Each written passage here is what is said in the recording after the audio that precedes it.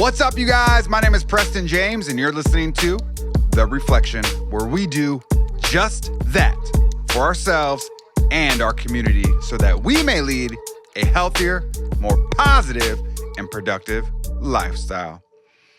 Happy New Year, everybody. Welcome back to The Reflection. I hope you're doing amazing at the beginning, the start of this amazing 2025 year. And I hope you had an amazing 2024. I'm just going to get to it. I'm engaged. Me and Vanessa got engaged. I asked her to marry me at a family Christmas party last Saturday. So that's exciting. Some big news going strong into 2025. I'm really excited about that. Had to set some goals. Well, really, I just jumped on and stacked my goals and just said, we're going to do this, all the goals I've had, and we're going to go twice as hard on these goals. So hopefully your mindset is the same. Maybe you've created some new goals. Maybe you're going to really stick to the goals that you have been thinking about lately or for the past year or past few months. And you're going to accomplish those goals. It's a new year. It's a new you. It's a new everything. We're going to get it, everybody. We're going to get it. 2025 is looking good. It's feeling good. It's sounding good. It really is sounding good here at the studio, the Laughing Buddha recording studio. Man, I kind of dialed in my sound. I always tell Vanessa when I have these kind of breakthroughs with my sonics. My sonics meaning the way I hear things. I can. It's like I'm getting to the next level, which is never ending. But it's so much fun to take that journey on something you love to do in this craft. And you just reach these kind of checkpoints and landmarks that you don't even know are there, but you know they're there once you hit them, right? You ever have anything like that?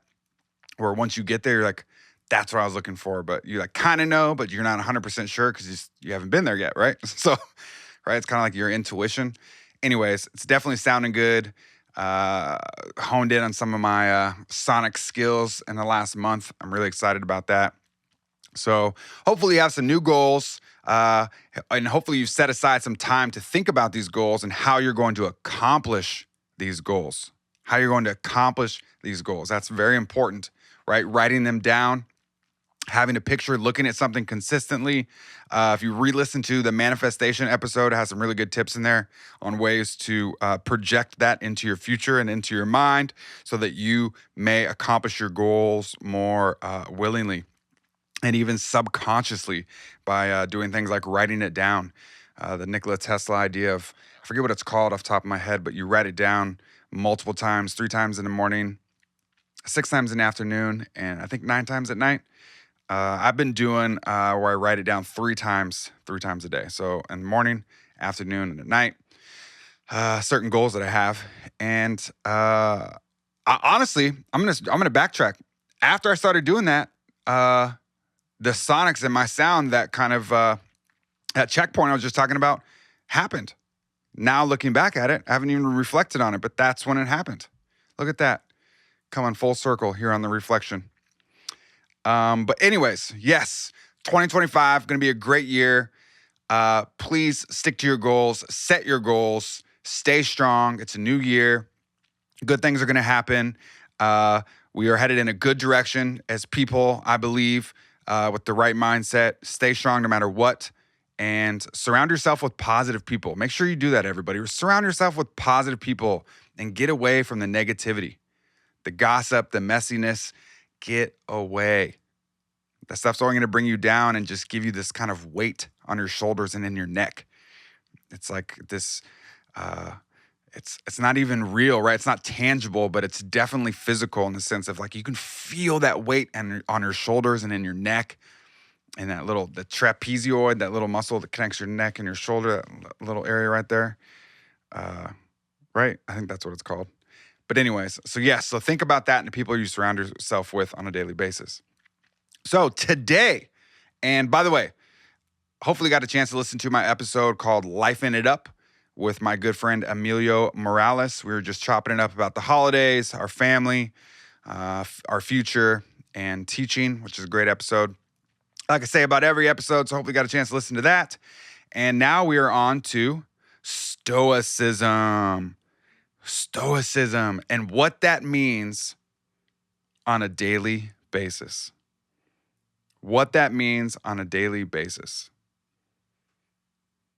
What if Stoicism, this idea of Stoicism, which we'll go over in a minute, what if Stoicism, it's a philosophy, what if this philosophy was the key to living a calmer, more intentional life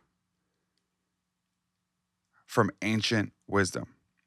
What if the key to living this calmer, more successful, more intentional life, what if this comes from ancient wisdom? Have you ever had that feeling that the ancient civilizations and cultures and people just had more knowledge than we do about things? They just kind of were more in tune with themselves and other people and what's going on in life itself. And I'm not talking about materialistic type of things. I'm talking about those psychological, sociological, and I don't know what the word is, but like the energy, like the of people and things that are happening around you, right?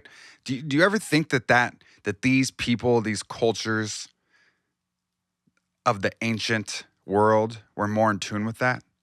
I know I feel that way sometimes, but we're going to talk about some of that. But anyways, so what is Stoicism? Well, I couldn't find a good definition, so I want to read you this. And before I read this to you, I said something in my last episode about the AA community, and I hope it wasn't disrespectful. Vanessa pointed it out to me, like the secret code of saying, "Are you friends with Bill?" Hopefully that wasn't disrespectful. My intention is not to ever be disrespectful to any sort of community or group. So hopefully that wasn't. And the reason I bring that up now is because what I found for the definition of Stoicism read like this: grant me the serenity to accept the things I cannot change, courage to change the things I can, and the wisdom to know the difference. One more time. Grant me the serenity to accept the things I cannot change, the courage to change the things I can, and the wisdom to know the difference. That is a saying that is said in AA meetings. And so I thought that was kind of coincidental, right? I don't really believe in coincidences, but it's coincidental that came up for this episode.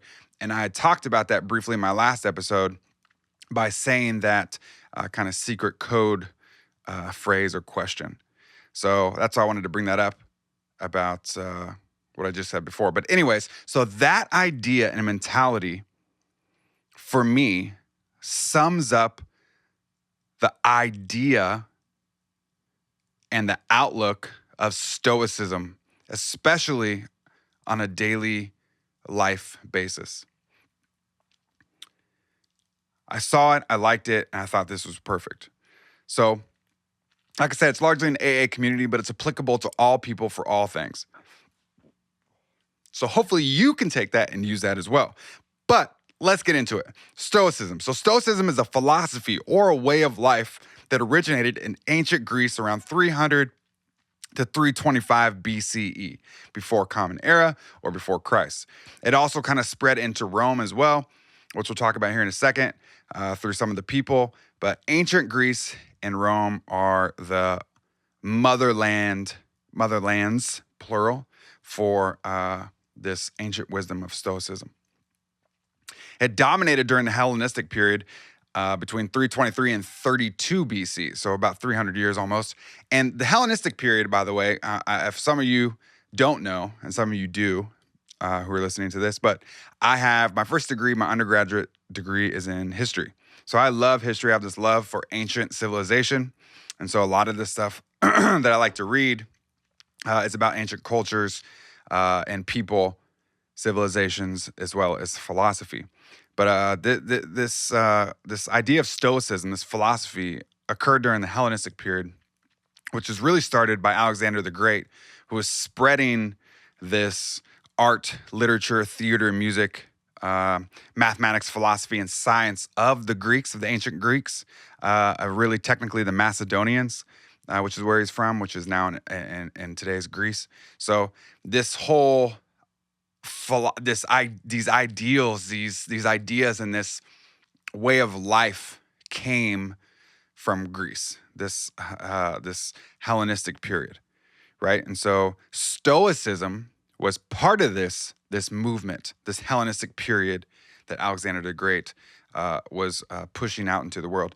And a fun fact about Alexander the Great is he is the second. A lot of people think he's the first, but he is the second person in recorded history that has conquered most of the planet.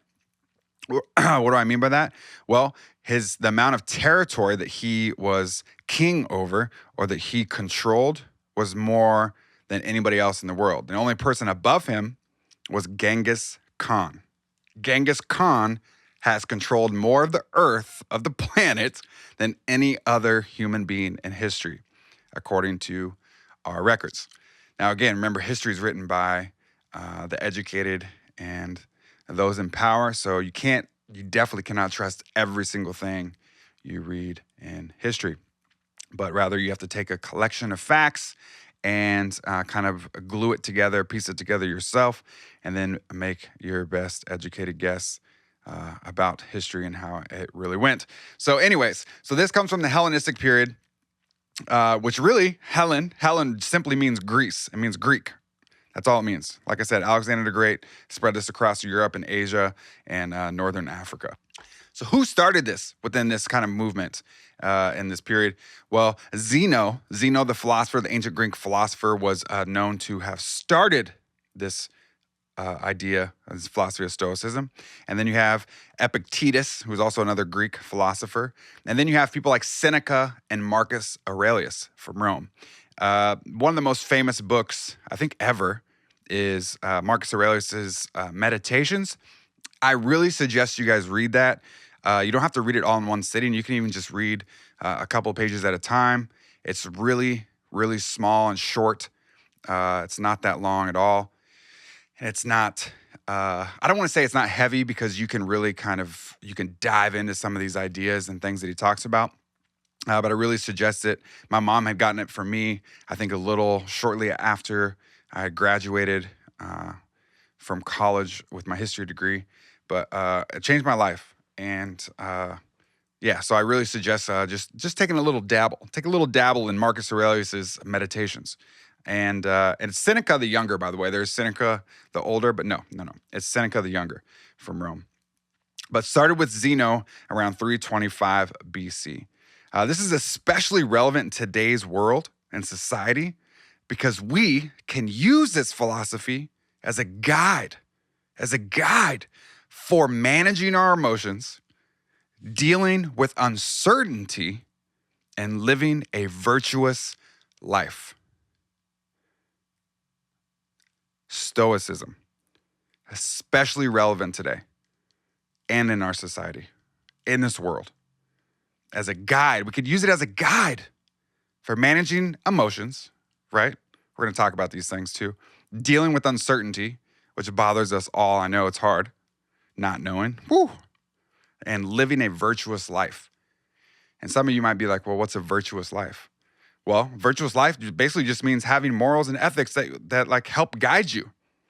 That help guide you, and it's used as a tool for things that we do, like honesty, kindness, integrity, like how we see those things, right? Honesty, kindness, and integrity will look different to each person, right? Within the same sphere, under the same umbrella, but look slightly different to each person. So that's living a virtuous life. And Stoicism can help us shape that understanding we have of living a virtuous life, which is the type of honesty we portray or we have or we do, the kindness we give or receive or give to others, I guess. I'm kind of repeating myself. And the integrity that we have as a human being, though, how we hold ourselves, right? And what we stand up for or don't stand up for. But again, I want to circle back to what I said at the beginning is, well, what if the key to living a calmer, more intentional life lies within this ancient wisdom, lies within this wisdom from the Hellenistic period of 325 BC from Greece/Macedonia, from people like Zeno, Epictetus, Seneca, and Marcus Aurelius from Rome. Ancient wisdom. Could it be the key? I have no idea. We're going to find out because 2025 is a great start to find out. It's a great year to find out. What I mean, it's a great time to start, and it's a great year to start it, right? Why not? Beginning of the year, let's start something new. What is Stoicism? Well, I looked this up too, and I couldn't find too much, but it's living in accordance with nature. What is living in accordance with nature? Well, nature is what it is, right? More along the lines, how I interpret this is accepting things. Nature is accepting things, right? And it doesn't make, a lion's not evil because it eats a gazelle. It doesn't make it evil. It just is. That's nature. That's the nature of the beast, as they say. That's accepting things as they are. It may be graphic and hard to watch for people, but that is natural. That is the way of life. That is nature. That is the accordance of nature. Stoicism is focusing on things you can control and accepting the things you cannot. I'm going to say that one again because, it's a big one for all of us.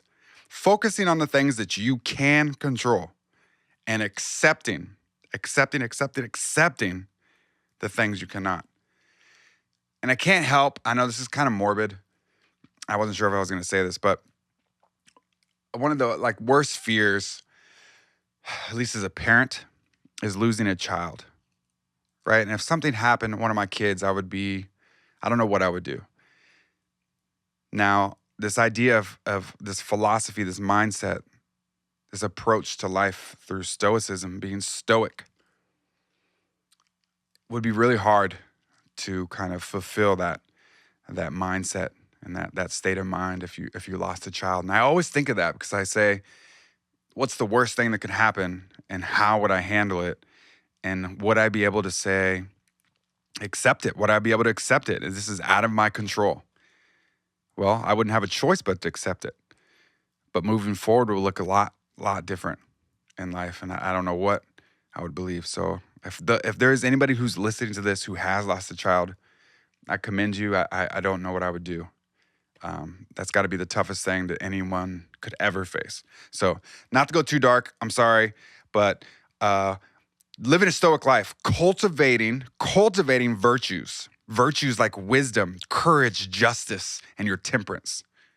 These are the things that we can look at in our everyday life, getting better, doing the right thing, understanding what the right thing is, how we can do better in our life for the people around us, our families, our kids, our friends, people at work, our coworkers, right? We talked about relationships. We went down that whole trail of different types of relationships and how the people in our communities affect us and how we affect them. From the person at the grocery store to the person at the gas station to the people we work with to our neighbors, right? Every single person we come in contact with, especially on a daily or weekly or even monthly basis, has an effect on our lives and vice versa. So we cultivate these virtues through stoicism or thinking more stoically, by cultivating this wisdom and courage and justice and temperance to deal with situations and help the people around us. We use these tools that we gain, this advantage, as I see that if somebody doesn't have it and I do have it, I see that as an advantage. So if I understand something more than another person, then I feel like I have an advantage. So I use that advantage to help people. Now, is that necessarily an advantage? No. It depends on how you look at it. Right? It depends on what your perception is. It depends on what your perception is. But needless to say, and regardless to say, that is something that if I have something that another person doesn't, I want to use those tools and those things to help other people win and if I can. But no, Stoicism is not, I'm going to repeat this after the things I just said. No, it is not about suppressing your emotions. If some of you thought that, because I had thought that. I had thought that, then if something happens, then I just stuff my emotions in a box. I just kind of seal it up and throw it in this dark hole in my mind, right? No, that's not what it's about. It's more about controlling or mastering them. controlling your emotions or mastering your emotions. And this is so much easier said than done. I don't want it to sound like that I got this all figured out and I know what I'm doing, because I do not. I'm talking about this because this is something that I'm interested in and that I want to pursue and that I want to get better at. I want to share this with you so that you may do the same. Hopefully, this is all about making our lives better, becoming a better person, becoming a better version of yourself. And no, I'm not perfect. I said this on not the previous episode, an episode or two ago. But I'm not. But I'm using these things and researching these things and presenting these things and talking about these things so that we can grow and be better people together, juntos. So an example of this would be traffic. Traffic is out of your control. It is out of your control. Being here in LA, traffic is just inevitable. So you have to plan for it and accept it when it happens. It just is. That's one of those things that's just going to happen. Now, when I say plan for it, that means that if I know somewhere on a regular day, quote unquote, a regular day at a certain time frame, which usually in LA and I think any city, right, you can kind of catch the times of when heavier traffic is going to be in certain areas. And for us, it's the 405.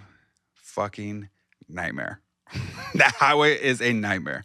So, but if I know that on a regular day, it takes 30 minutes to get to my work in that traffic, then I need to plan for that, right? Now, if something else happens, then that's out of my control and I'm just going to be late.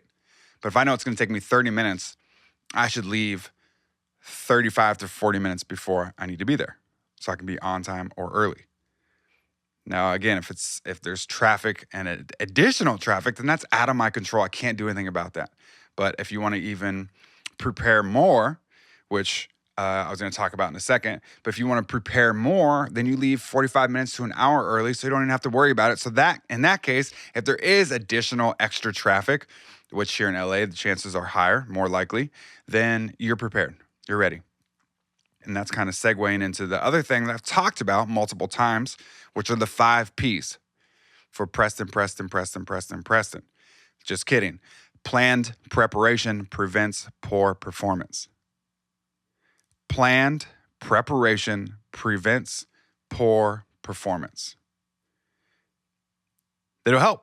It'll definitely help. Is it the cure for all things that happen and that are going to arrive and come about in your life? No. But if you're planned, prepared, organized, and you've done your due diligence for the thing that it is that you're about to do, like a speech, that's the best one I can come up with off the top of my head, then you're good. That's all you can do. The rest is out of your control.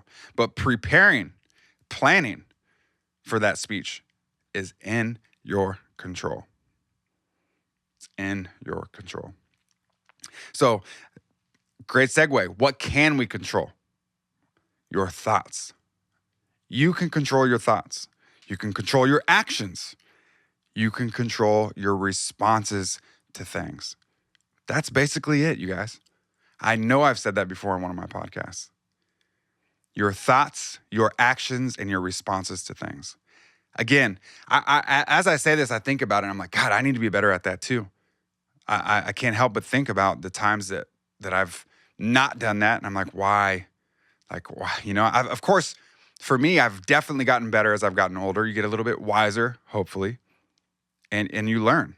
You learn from your mistakes and you learn from situations that hopefully you apply to things that happen the next time that are similar to the one that you felt like you didn't do the best in. So you apply that to the next situation and you just get better and better and better and better. And that's all you can do. That's truly all you can do. But what you can't, and what's out of your control, the things we have to accept are other people, external events, and outcomes to things. That is out of your control. Again, you can have the 5 Ps and do what you got to do to get to where you want to be, so you can do what you want to do. That's just a saying I have. But you can have the 5 Ps. You can prepare. You can plan. You can be organized. You can do all these things, X, Y, and Z, to have the best outcome, but it is still out of your control. No matter how planned and prepared you are for a speech, for a meeting at work, if you go there and you deliver 100% your best effort, top to bottom, A+ work, and you know it was, you killed it, you did everything you possibly could, and your boss doesn't like it or the people react poorly to it, that is out of your control. Out of your control. It may hurt, but again, there it is coming full circle. But then you have a response. That's your response. What is your response to that going to be? Controlling your emotions. Well, using that to build resilience. Oh, they didn't like it. They say that stand-up comedians, stand-up comics, which I love stand-up comedy, you have to have a thick skin to do that. You have to build resilience, right? You got to go in there. You got to bomb multiple times. More often than not, if I remember what Dave Chappelle was saying, who I think is the greatest comedian of all time for my generation, right? Other people would argue that. But I'm just saying that he would argue that you have to bomb so many times and you have to just get up there and do it. You can't control the outcome. Now, and especially if you know that you gave 100% and you put in the work to get that material and write it and do it exactly the way that you wanted to, and then it unfolded and it didn't work, cool. Bam, build resilience, figure out what you did, and apply it. There it is again. Apply it to the future, to the next time you're on stage. Right? It's all about getting better, becoming a better person, learning how to deal with our emotions, and building. And right, we want to give this gift to other people that when we learn, we help them learn. And some people, like I am with, quite a few things, is you could tell me 1,000 times, but sometimes I'm just going to have to figure it out on my own. I've gotten better about that as well as I've gotten older, but the whole touching the stove, oh, it's hot? Let me just make sure it's hot because they said it's hot, but I don't know. Let me touch it just to see, right? But as we get older, I think we get better at that. But I have a question for you. My question for you is, I want you to think about something, or you probably already know off the top of your head because, what are you stressing about right now? What are you stressing about right now? Is it out of your control?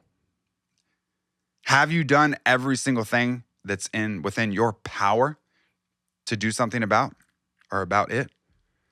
If you have and you check that box, then we have to learn to accept that we do not have control of the outcome. You've done the 5 Ps, you've done your due diligence, but whatever it is out of your control. So we use Stoicism, this stoic philosophy, this stoic mindset, frame of mind, to say, yes, this is stressing me out, but why is it stressing me out if it's out of my control? That's the question. Why are we letting it stress us out? If we've done our part, put the work in, we can't stress. We shouldn't stress, which thus would then lead to a healthier life, right? Like we say in the intro, healthier, leading to a healthier, more productive and positive. Well, no, what do I say? Leading to a more positive and productive lifestyle. But if we're stressing all the time, it's harder to do that. So we have to recognize if something's completely out of our control. One thing we need to remember and always keep at the forefront of our mind, always at the forefront of our mind, is what ancients called memento mori. Basically says, remember, you will die. Got a little dark again, but it's true. Use this idea of memento mori, remembering that you will die. Use this. Use it as a tool for prioritizing what truly matters in your life. Use it as a tool. I will die. So do the things that you want to do. Love the people you want to love. Take the chances. Take the risks, which we've talked about. Live your life to the fullest. Chase your dreams. Pursue your goals. Why not? Why not? Love and live with purpose. Memento mori. Remember, you will die. So remember that and use that as a tool. Bam, put that in your tool belt. And another one I want to talk about real quick is, I was actually going to get this tattooed, but I do have fate tattooed on my left hand on my knuckles. I have love on one and I have fate tattooed on the other. But this one is amor fati, Latin for love of fate. And I'd first heard this term from Nietzsche. He had talked about it because he had this fascination with ancient Greek wisdom and teachings. And that's a whole different topic. I don't want to dive too deep into that. But he loved the ancient Greeks and poetry more specifically. But amor fati, love of fate. Fate, what is fate? Something that's bound to happen. Like that accordance with nature. Things are happening, that it is. That stoic mindset, it is. Right? That's just part of life. And we have to accept some of these things are out of our control. So when we face challenges in life, we have to approach them with a growth mindset or an opportunity to grow. Right? Whenever something happens that we know is out of our control, we face these challenges in life with a growth mindset. We're growing, we're getting better, we're becoming better people. We're learning. We're building resilience. Building resilience. And of course, again, like I said, and I will always say, it's always easier said than done. But these are the tools that people, ancient people, have learned help people manage emotions, heavy emotions, get through life with a better frame of mind and outlook on things when bad things happen, and understand. And religion's great too if you seek God, Allah, Jesus, like whatever, whoever it is. That's okay too, of course. But we must accept these things, grow from these things, build ourselves from these things. Another way to deconstruct or decompress everything that happens or is happening in our lives is to, as the podcast suggests, reflect on our days. Reflect on the things that happen to us. I know that some of us do this kind of naturally, just when we're driving in the car or something, but I guess I brought this up and wrote this down because at the end of the day, we should do this and really take the time, dedicate the time to say, how was my day? What did I do? What did I learn from? And I say this because Marcus Aurelius suggested this. He suggested to keep a journal to write down your thoughts, actions, and values from the day. How did it go? What would you have wanted to do different or better in that day? How will you do that next time? Keep a journal if you want. I used to journal all the time. I know I got like 10 thick journals filled with writings. I have no idea where some of them are.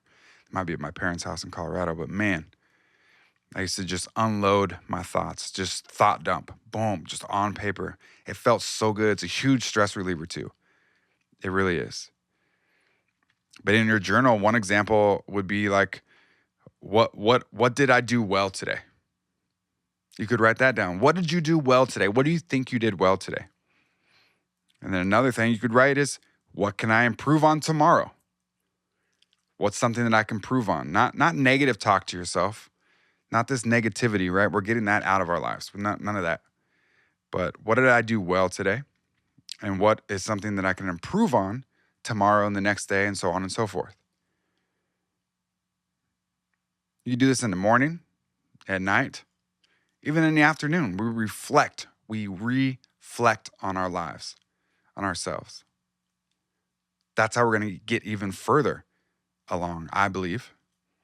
I believe these ancient teachers, philosophers, these stoics, these ancient stoics, figured something out. Something so simple, but they had a little, they figured something out. They had a little more understanding of something than I think that some of us do nowadays. Not to say we're dumb, but If we're living in such a material world, it's hard to kind of separate this stuff in a very, what's the phrase? It's very instant gratification. It's a very instant gratification based society. And I am definitely a part of that. But I try to recognize it and step away from it when I can. Vanessa and I talk about it all the time. We try to do better constantly. Like I said, you can do this. You need to visualize your day. That's a way to do it too. Visualizing your day. We talk about visualizing your goals, visualize your success. Mike Tyson used to visualize his hand being raised. Visualize that house that you want. Visualize that car. Visualize that PlayStation. Visualize that book that you want. Visualize it. It's no different than visualizing your whole day. How will you respond to challenges that come up in your day? Will you respond in a calm way? Or are you just going to freak out, man? You're going to freak out. How will you respond? Visualize it. Visualize it unfolding with that person that you know is going to bother you. Approach it with a positive mindset, but be ready for anything. Accept the way that it unravels and respond calmly. How will you accomplish your daily tasks? Visualize that. What mindset will you have and keep no matter what? That positivity that I just mentioned. Are you going to keep that when things go sideways? I think if we tell ourselves that every morning and make that repetitive every day, we tell ourselves that, we visualize our day, the chances of us staying calm and dealing with situations that go south or sideways, the probability of it having a better end result is higher. A less stressful end result is higher. Right? It's all connected.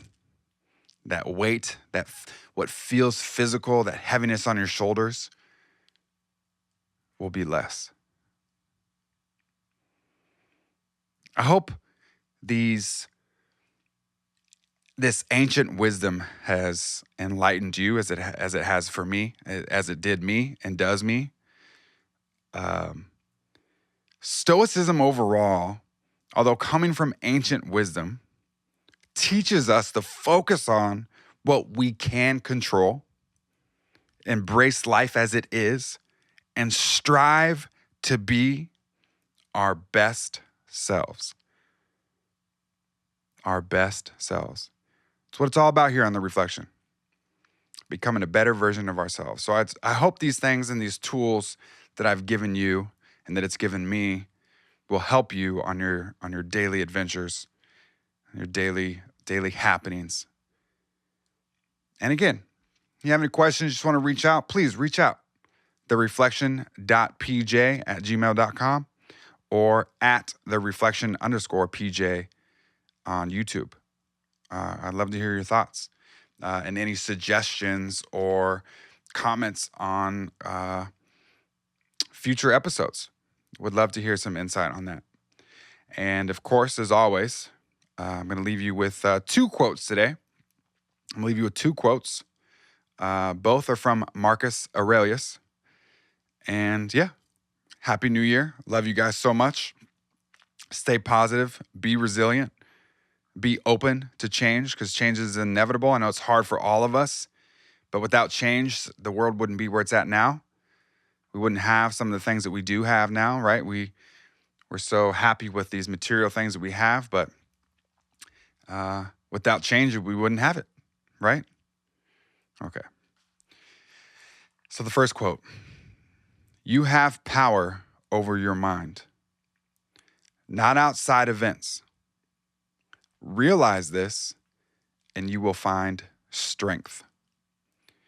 You have power over your mind, not outside events. When you realize this, you will find strength. And the last quote, accept the things to which fate binds you, and love the people with whom fate brings you together. I think I'm going to say that a better way. Accept the things to which fate binds you, and love the people with whom fate brings you together. But do so with all your heart. I want to say that one more time. Accept the things to which fate binds you, and love the people with whom fate brings you together, but do so with all your heart. Marcus Aurelius.